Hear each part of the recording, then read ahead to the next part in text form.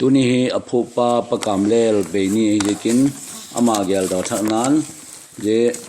son nei nu le pa kichen sang ha ko som sagi kuma molop na alaphu ama mala na asak ku hi sang kaw akai he na ri komun sung kwan khat sulim din la nu la hung pianga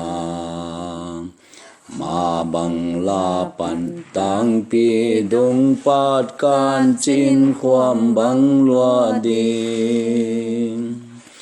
Soang si boval palung len si tui bang dam na din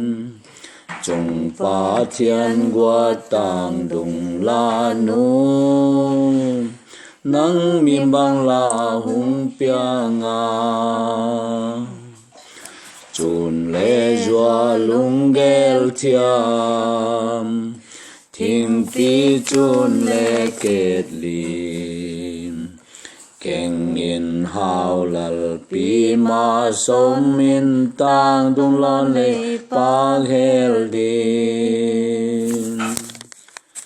Lam cha khat chang hi o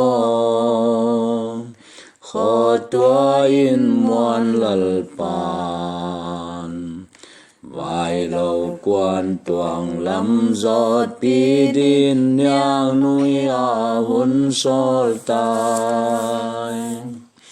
Lam cha thiam pen pen